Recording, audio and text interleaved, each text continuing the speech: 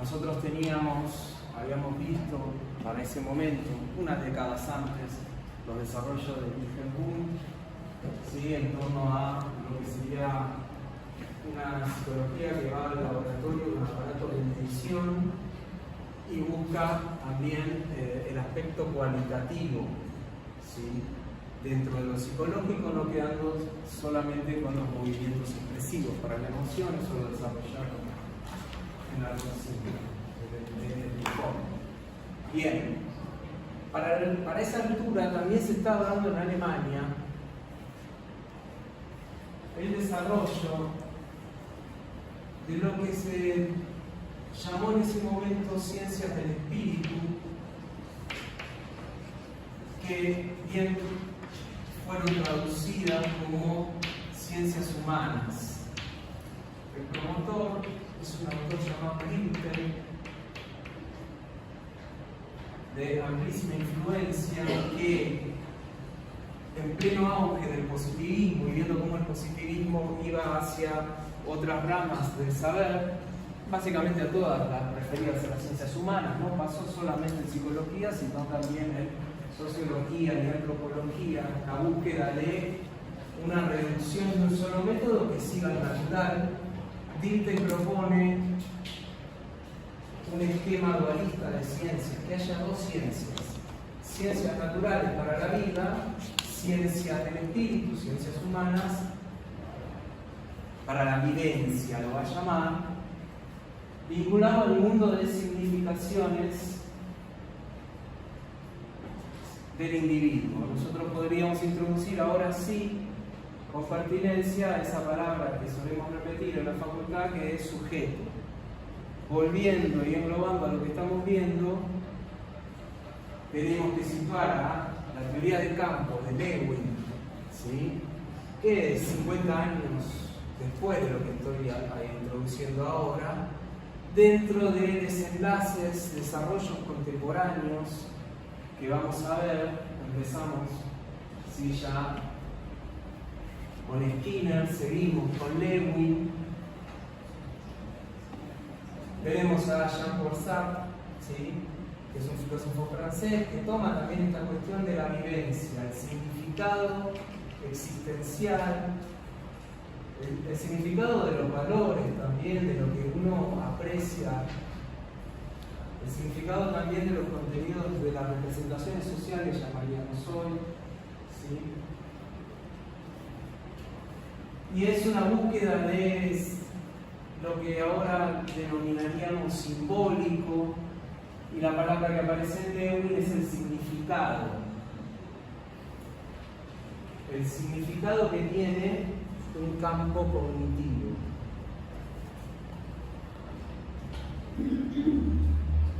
Entonces, como palabras nuevas que van a aparecer tomando el impulso que vino de Dilthey en esta fundación de ciencias humanas con un método distinto al positivista, pone de relieve la cuestión del significado, lo simbólico y la imposibilidad de reducir el comportamiento, será en el caso de Lewin, conducta también lo menciona en el texto, a variables meramente fisiológicas.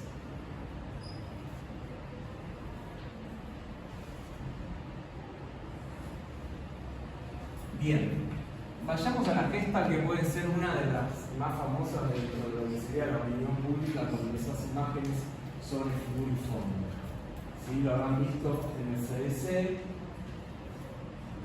Hay varias influencias que toma la Gestalt, que es, en principio, una tradición psicológica anclada institucionalmente, principalmente Kurt Lewin pertenece al ámbito de la Universidad de Berlín.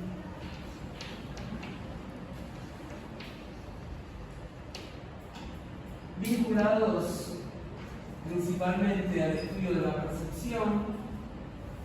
Otros han trabajado con psicología animal.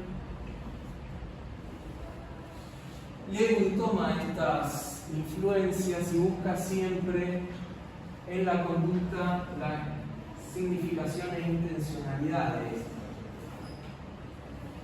Por lo tanto, en esta escuela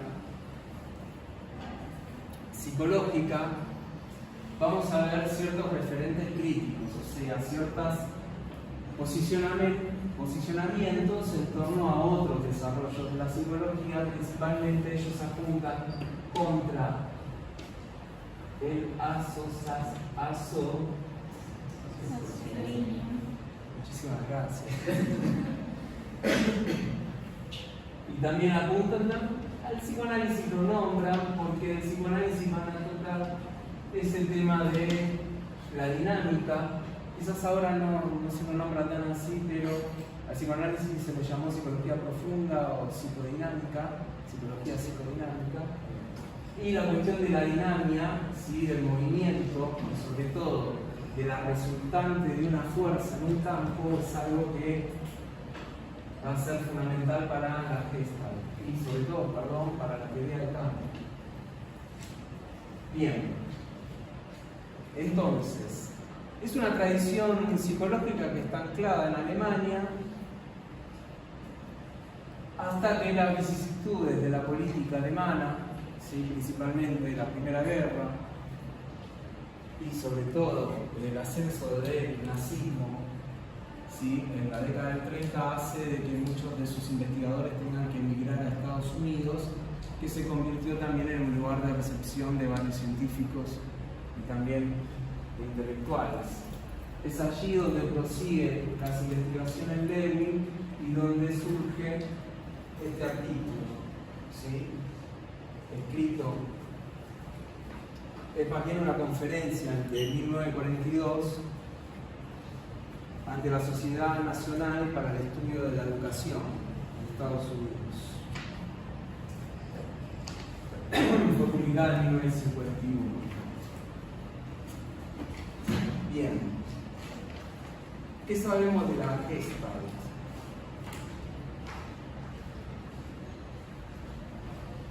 Vayamos a lo que conocemos todos, que es la cuestión de las leyes en torno a la percepción y lo que sucede con la configuración del campo bajo figura fórmula. La Gestalt va a entrar también en oposición a todo lo que sería el método analítico, porque para poder percibir, ¿sí?, la figura clásica de la Gestalt, la de figura y fondo, por ejemplo la de la copa o los rostros, hay que partir directamente de una totalidad. Es la reformulación de esa famosa frase: el todo es más que la suma de las partes, y el todo es anterior a las partes. Pero el todo no está dado como si en el método analítico, que se trata de componer un todo dado. Como en la imagen de figura y fondo, el todo tiene que constituirse, configurarse. La tensión que produce ese campo perceptivo, ¿sí?, ese desequilibrio cuando uno todavía no pudo hacer, digamos, el contraste entre figura y fondo, tiene que de alguna manera consumarse, ¿sí?, establecer estas dos figuras en relación.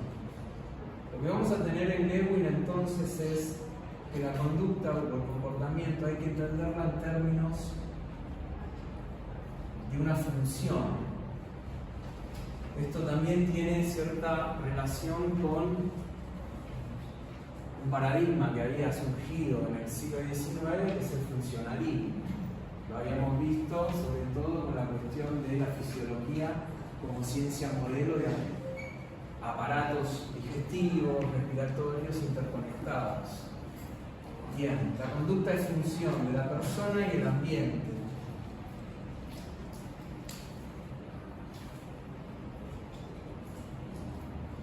La persona en este caso es entendida como un componente del campo. El campo estructurado como el espacio vital de significaciones de la persona. Y entonces va a haber estudios sobre atmósferas sociales.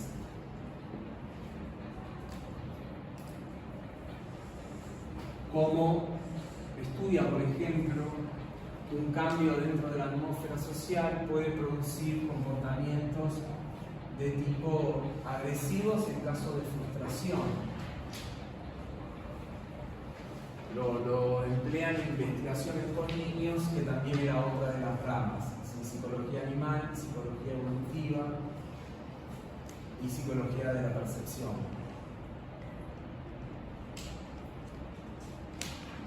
Bien. Los elementos aislados no tienen entonces un valor en sí mismos, sino a partir de la totalidad. Y el texto se va a centrar principalmente en la cuestión del aprendizaje como cambio.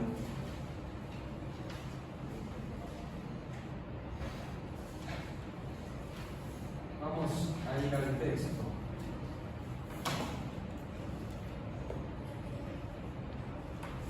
Para establecer de qué trata la teoría de campo, habla sobre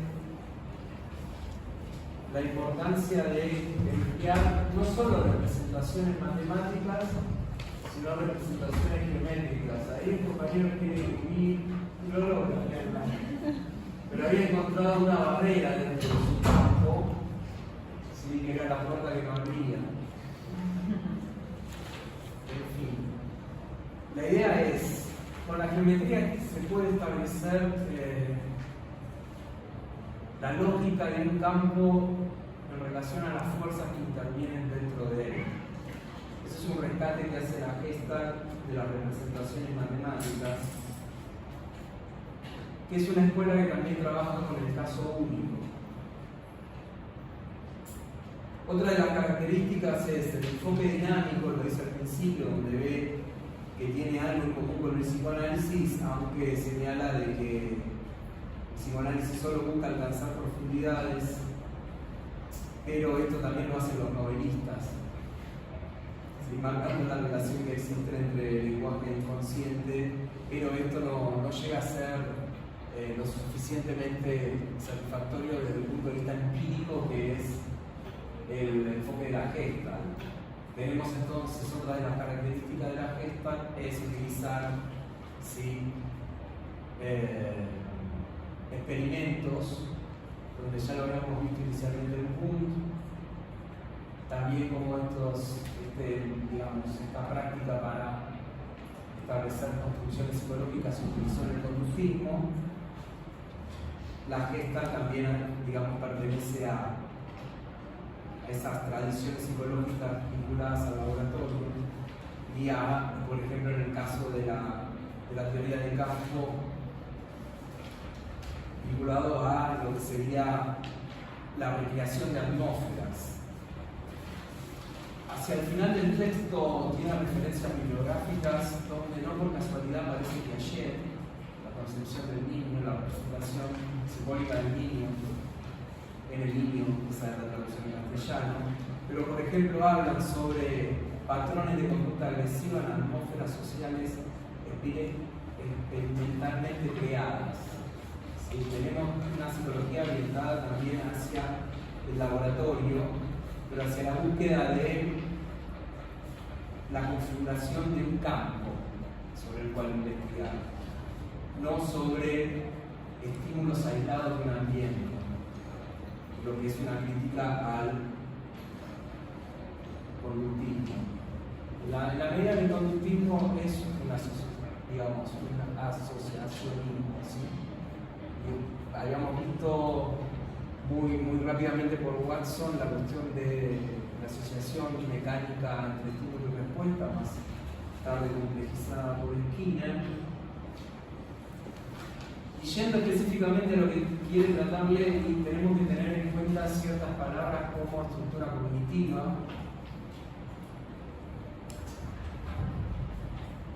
y el aprendizaje como cambio en el significado.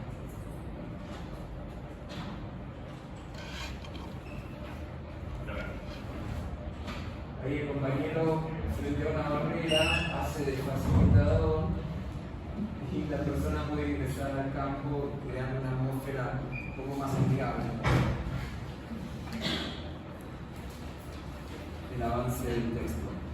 Bien, tienen dos experimentos que había solicitado que lean, lo han hecho. Él lo que hace al principio es definir con mayor precisión de qué trata el aprendizaje, entendiéndolo como, desde el punto de vista práctico, hacer algo mejor que antes.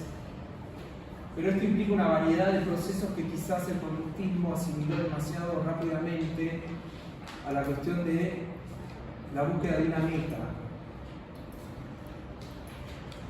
Y sobre todo apoyándose en repeticiones. Vieron esta cuestión de la repetición tenía un juego en la probabilidad con la cual una conducta podría, digamos, fortalecerse o extinguirse en esquina. Y va a discernir principalmente entre lo que es el cambio en la estructura cognitiva, que es un cambio en el conocimiento, y un cambio en la motivación que está vinculado a las aspiraciones de la persona en torno a lo que lo agrada o lo desagrada. Y señala una crítica que lamentablemente se ha utilizado demasiado en la experimentación con animales, que en vez de hablar de motivación, se habló de metas.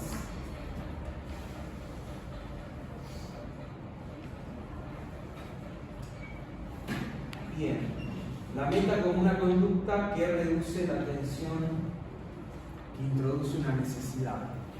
Había mencionado a Piaget porque seguro que a Piaget sí lo tienen fresco, más que a Lewin. Y en Piaget está esta cuestión del cambio como reestructuración, ¿no? ¿Sí? Frente a los conocimientos previos, o sea, la asimilación que pueda tener un individuo, se introduce el desequilibrio, que sería una consigna que perturba en algún punto lo que él ya conoce, y lo que sucede es la búsqueda de una equilibración mayor. Acá, en los experimentos que vamos a ver, hablan más bien de un espacio vital vinculado al movimiento. Estos dos ejemplos, el ejemplo de aquella persona que no conoce la ciudad, ¿sí?, y se mueve por primera vez en ella, y el otro ejemplo del niño que tiene que alcanzar una meta en la cual encuentra una barrera, ¿sí?, un desequilibrio. Para poder producir la solución y alcanzar la meta, tiene que ampliar tanto la persona extranjera que no conoce el lugar, como el niño que no puede acceder de manera directa dado que existe una barrera, a un cambio en la estructuración de ese espacio vital. Bien. En caso de solucionar el obstáculo que tenía. En el punto 3, digamos, en el 3.2 habla sobre la reestructuración, que es el ejemplo del niño que quiera llegar a una meta pero tiene una barrera.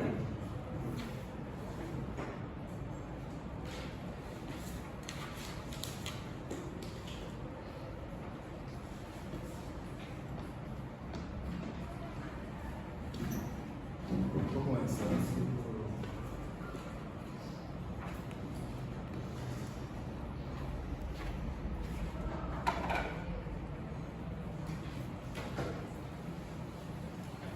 De alguna manera, lo que dice el experimento es que el niño o la persona se encuentra acá, siendo esta la meta, y encuentra una barrera que lo obstaculiza, ¿sí? Por lo tanto, no puede ir de manera directa, desistiendo los intentos, hasta que, realizando un insight, o bien, señala también Lewin, a partir del propio desarrollo, él no va a creer que tiene que ir a M para acceder a M, dado que está la barrera, ¿sí? Lo que tiene que hacer es como menos M, tiene que ir en dirección opuesta a M, ¿sí? Tiene que ir hacia allá. Y esta área contenida dentro de la barrera B, luego también tiene que ser diferenciada. Si acá fue en contra de M, haciendo menos M, acá tendría que hacer como menos A. ampliando el campo cognitivo. ¿Sí? Solo se puede ampliar el campo cognitivo utilizando movimientos contrarios dentro del campo, dado la barrera. ¿Sí? Entonces, primeramente se va hacia allá, luego entiende que puede sortear también la barrera por el costado, que no existe solo este campo, sino su contrario, o sea, el más allá de la barrera, y de esta manera amplía el significado del campo cognitivo, lo reestructura. Si en el primer ejemplo lo que tiene que lograr la persona que viene de viaje es la estructuración a partir de la diferenciación, acá también juega un rol importante la diferenciación, pero para reestructurar el campo. Un cambio de estructura cognitiva, implicando el campo de la conducta entendida de esta manera, ¿sí?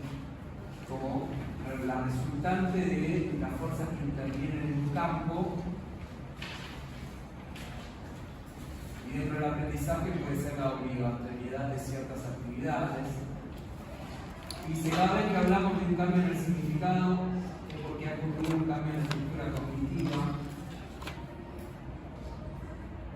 Y esto ustedes lo pueden ver porque también es el ejemplo de la persona que va de viaje y va a un lugar desconocido. De cierta medida, la historia, ¿se acuerdan de las primeras clases? Habíamos puesto de relieve los principales acontecimientos históricos que ustedes recuerdan de la escuela ya. Si habíamos hablado desde que eran más o menos, daba la impresión de que estaban aislados por ahí la revolución industrial, el descubrimiento de América, la Primera Guerra Mundial. ¿Sí? Ahí tienen digamos, elementos aislados, una diferenciación del campo histórico. Progresivamente ustedes tienen oportunidades de interacción con este campo histórico que es meramente fuentes. Si uno quiere interactuar con la historia tiene que ver textos del pasado, no hay otra respuesta. Ustedes van ampliando lo que sería la estructura cognitiva de lo que entienden por historia, también por historia de la psicología, cuando cambian la relación entre los elementos, cuando cambia el mismo significado. Bien, entonces, es fundamental para el aprendizaje que se produzcan, en primer lugar, una estructuración del campo, luego una perpetuación instalada por alguna necesidad que puede ser psicológica o biológica, y lo que busca la persona es saciar esa necesidad, ¿sí? Buscar conductas que consuman esa atención. Intentando, digamos, dentro del movimiento libre, habla Levi en un momento del área del movimiento libre que le queda a la persona de acuerdo a cómo interactúan las fuerzas de ese campo.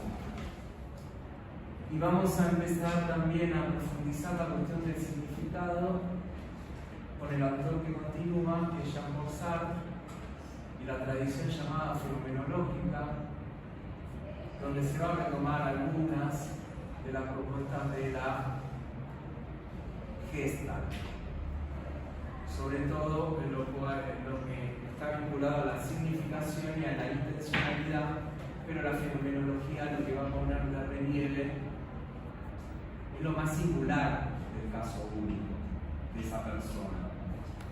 No tanto cómo soluciona un campo que necesita una reestructuración,